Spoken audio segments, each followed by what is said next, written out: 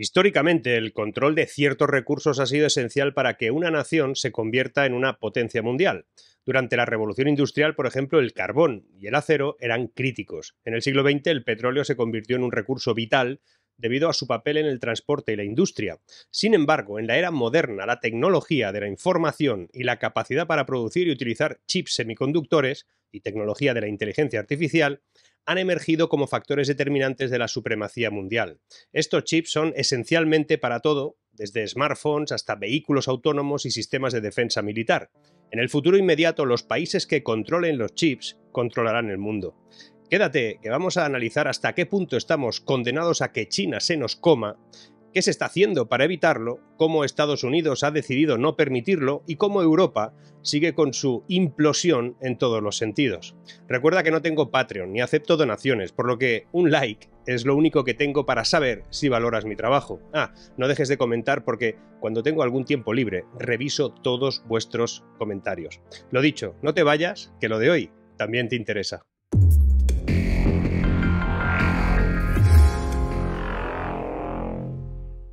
Gracias a la ley Chips and Science, promulgada en agosto de 2022, el gobierno de Estados Unidos cuenta con 52.000 millones de dólares en nuevos fondos para intentar revitalizar la industria de semiconductores de aquel país. Aunque los semiconductores fueron inventados en Estados Unidos y su diseño y fabricación pues aún requieren en su mayoría software y herramientas estadounidenses, la mayoría de los chips se fabrican ahora en otros lugares, principalmente en Asia Oriental. Pero frente a la creciente competencia entre Estados Unidos y China, y con Washington implementando nuevas restricciones a gran escala sobre el acceso de China a tecnologías informáticas avanzadas, pues mejorar la posición de Estados Unidos en la fabricación de chips se ha convertido en una prioridad de seguridad nacional. El hecho de que los procesadores, los más avanzados, solo puedan fabricarse fuera de Estados Unidos, principalmente en Taiwán, aumenta el sentido del riesgo.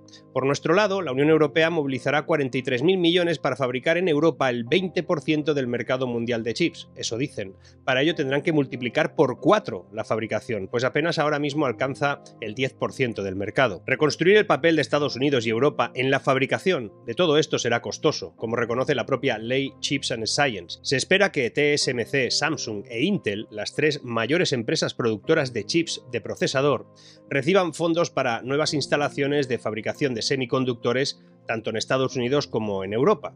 Sin embargo, una afluencia de dinero nuevo por sí sola no puede resolver el problema fundamental. También se necesita un cambio cultural, por ejemplo en Silicon Valley, en Washington, en Europa, en Bruselas, para priorizar los desafíos que enfrentan las empresas en la fabricación avanzada, incluidos los fabricantes de chips y sus principales proveedores. Por ejemplo, hablemos de Estados Unidos, Silicon Valley. Silicon Valley se ha alejado demasiado de sus raíces de fabricación y se ha centrado fundamentalmente en aplicaciones y en Internet, mientras que los responsables políticos en Washington están obsesionados ahora mismo con los grandes avances de empresas tecnológicas centradas en el consumidor en lugar del hardware, en el que se basa toda la informática. A medida que el gobierno de Estados Unidos intenta revitalizar la industria de semiconductores, solo tendrá éxito si aprende lecciones de los primeros días de Silicon Valley. Esta no es la primera vez que las empresas de chips de Estados Unidos se enfrentan a una intensa competencia extranjera ante el temor de quedarse atrás. Fíjate, en la década de 1980, los principales fabricantes de semiconductores en Estados Unidos, como Intel, estuvieron al borde de la quiebra. Intel fue rescatada por el CEO Andrew Grove, quien se dio cuenta de que la tecnología avanzada depende no solo de la creatividad y la innovación, sino también de la fabricación de precisión ultra eficiente. Para ayudar a la industria de chips en Estados Unidos, los responsables políticos en Washington deberían comenzar ajustando su definición de tecnología, en Europa también, para abarcar la fabricación avanzada. La larga disminución de Estados Unidos en la producción de chips, de procesador, tiene una serie de causas complejas. Varios factores han elevado el costo de la fabricación de chips en Estados Unidos y en Europa en comparación con esos otros países del Asia Oriental.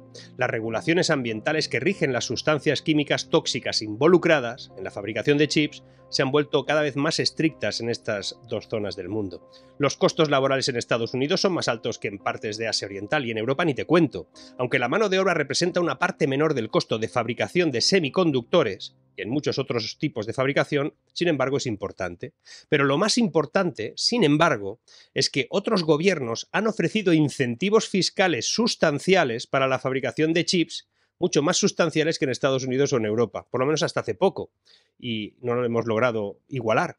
El aumento de las subvenciones disponibles a través del programa Made in China 2025 y otras iniciativas gubernamentales de China representa un paso impresionante en la carrera de subvenciones de semiconductores que no tiene nada que ver con la competencia de mercado. Y mientras tanto, la industria de chips ha sufrido una consolidación implacable. Hace varias décadas, 2 docenas de empresas podían fabricar chips de procesador avanzados, pero hoy solo 3 empresas producen los procesadores más avanzados: TSMC de Taiwán, Samsung en Corea del Sur e Intel en Estados Unidos. Cada empresa mantiene la mayor parte de su producción en su país de origen, vale, pero por esa razón, el destino de la capacidad de fabricación nacional de chips de Estados Unidos, y ya no te cuento Europa, depende en gran medida de la trayectoria de una sola empresa, en el caso de los americanos, Intel. En Europa ya ni eso, lo dejamos para otro momento. Pero hagamos algo de historia, para entender el momento actual. Grove, el refugiado nacido en Budapest que lideró la empresa Intel durante varias décadas, consideraba que la fabricación era el núcleo de la identidad de Intel. Después de convertirse en presidente de la empresa en 1979, la salvó de la quiebra ante la avalancha de la competencia japonesa. En menos de una década, los chips de procesador de Intel estaban dentro de más de la mitad de todas las computadoras que se habían construido hasta el momento. Desde entonces, la empresa ha obtenido más de 250.000 millones de dólares en beneficios. Cuando Grove se convirtió en presidente de Intel, su principal actividad comercial era vender chips de memoria utilizados principalmente en computadoras corporativas mainframe, computadoras de alto rendimiento con grandes cantidades de memoria y procesadores que procesan miles de millones de cálculos y transacciones simples a tiempo real. Eso es lo que son. Pero las empresas japonesas habían ingresado al sector a mediados de la década de 1970, aprendiendo a fabricar chips que eran menos costosos de producir y tenían menos defectos que los chips fabricados por sus pares estadounidenses. Al observar esto, Grove sabía que la empresa debía abandonar los chips de memoria y centrarse en productos de mayor valor, como los microprocesadores avanzados, los que IBM estaba utilizando en un nuevo dispositivo que se llamaba ordenador personal. Esto parecía un suicidio, casi imposible para muchos en Intel. Era como si Ford hubiese dejado de fabricar automóviles. Pero Grove finalmente reunió el coraje para desechar el negocio de chips de memoria, despidiendo a una cuarta parte de la fuerza laboral de Intel y cerrando varias instalaciones. Junto con esta reestructuración, Grove adoptó una segunda estrategia: mejorar implacablemente la calidad de la fabricación.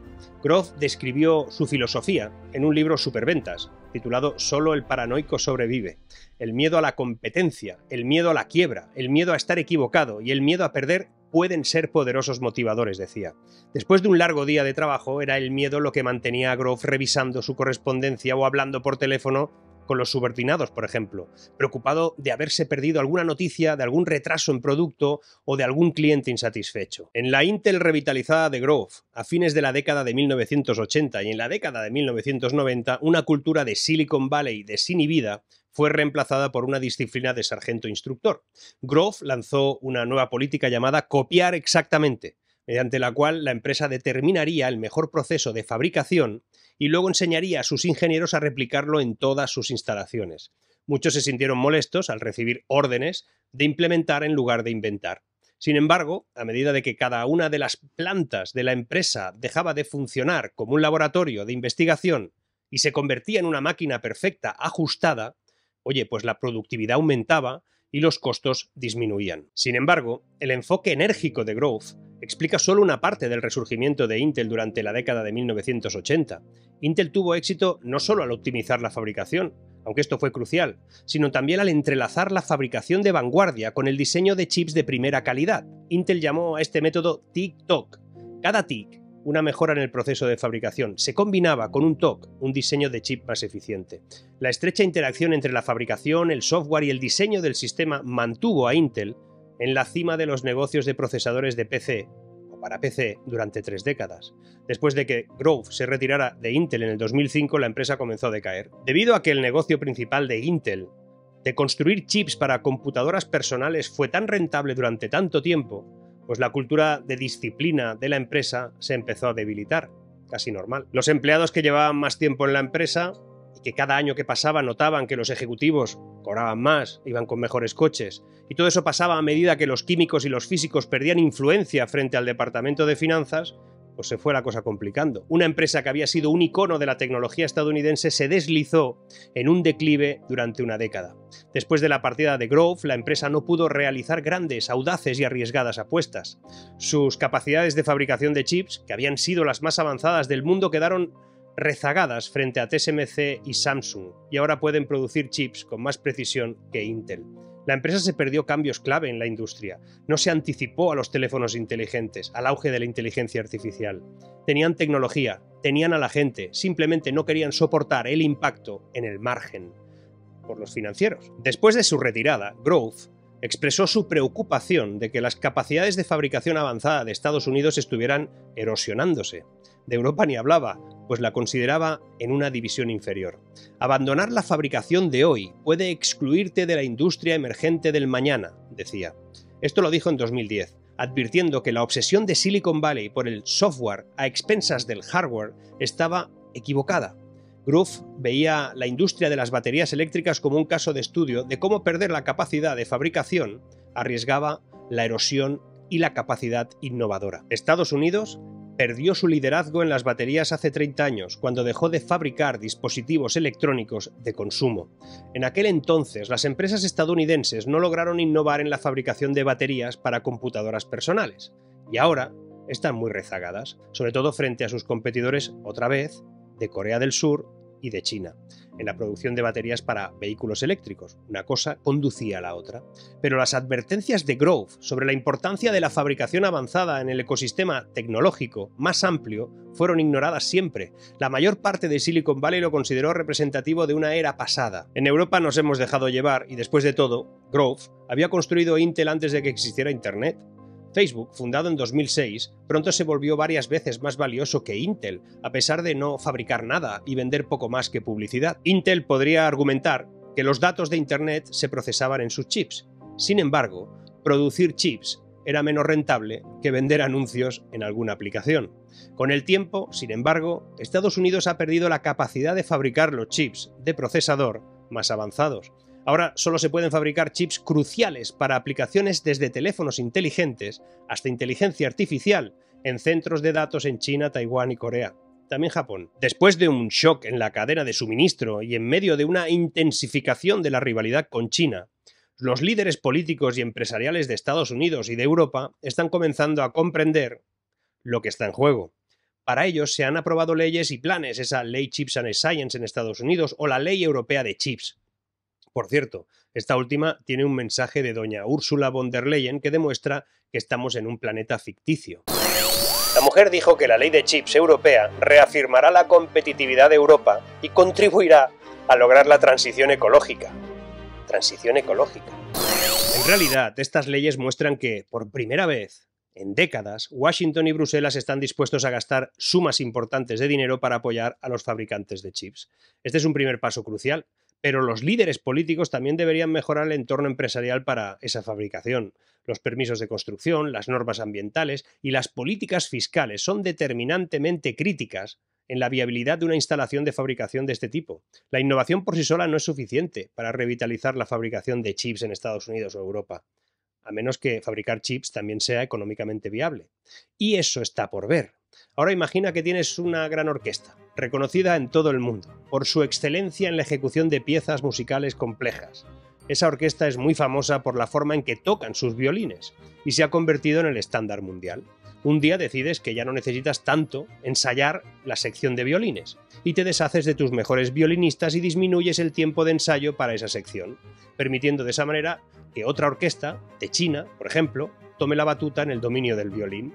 Como resultado, esa orquesta china se vuelve la referencia global en la ejecución del violín y tu orquesta pierde el brillo y reconocimiento. Pasado un tiempo te das cuenta del error y decides que tu orquesta debe volver a ser la mejor en los violines. Pero en lugar de contratar a los mejores violinistas y dedicar el tiempo suficiente al ensayo, decides simplemente comprar más y mejores violines.